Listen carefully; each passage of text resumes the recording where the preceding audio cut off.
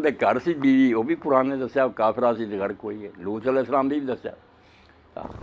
हर बंदे का अपना अमर है नबी दे घरों काफरा रही नबी की कह रहे हो अल्लाह ने साफ किया कि उन्होंने नबियों के घरों सवाल मैं करना चाहना बहुत अहम सवाल सारे सुनना ध्यान नाल भाई सारे ध्यान नाल सुनना क्योंकि मैं हरामियां दे सख्त खिलाफ हाँ इस्लाम नूं हरामियां ने इस गल कोई हवाले की करया करो कोलों जो मेरा मन आ लए ना करया करो ये कोई नहीं दीन हुंदा कोई शख्स जेड़ा काफर होवे यहूदी ईसाई नसरानी हिंदू वो कलमा पढ़ के मुसलमान हो जाता है कलमा पढ़ के मुसलमान हो जाता ला इलाहा इल्लल्लाह मुहम्मद रसूलुल्लाह लिखा उत्ते अगर कोई हराम ज़्यादा होए हरामी होए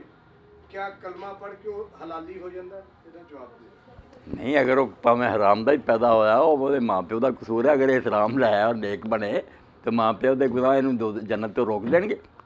कईयां दे बाप जेडे जानी है उन्होंने बदकारियां की ये सवाल नहीं बाप दा मैं नहीं मैं कह रहा कि जेड़ा बच्चा हरामी पैदा होया हरामी दसो ना क्या हराम ज़्यादा यानी किसी दे निकाह च औरत कोई हुई लेकिन उन्हें बच्चा किसी होर दा पैदा करता ठीक है वो हुंदा हरामी बच्चा जी डीएनए टेस्ट दे विच भी आ जांदा ना कि ये बशीर दा नहीं मजीद दा मुंडा है ठीक है वो जेड़ा हराम ज़्यादा है वो कलमा पढ़ के हलाल ज़्यादा हो जांदा नहीं हलाल ज़्यादा नहीं होंदा जन्नती हो जाता काफ़ी हो गई मोमिन हो जाता जन्नती हो जाता गल जन्नती जे हरामी दरिया तो लिहाजा नौजवान याद रखन कि कुछ इस्लाम च हरामी ने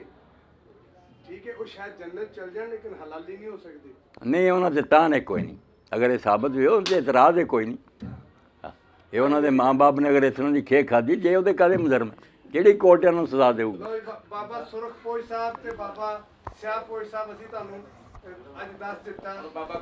नहीं एवें हलाली हरामी की गल्लां करे बाइकाट कर गए नो नहीं वो कहंदे मेरे सवाल दा सही जवाब नहीं मिलिया नहीं हर बंदा ते चाहुंदा जो मैं ना ओही गल मैं दोहरा दिया ना फिर सही जवाब है जे मैं ओहदा सही दसदा ओहदी खास दे उन्होंने दे नहीं ये कोई ये नहीं गल बैठे ने ईसाई उन्हां ने ते मोहब्बत करो ईसाई साडे भाई ए बैठे हो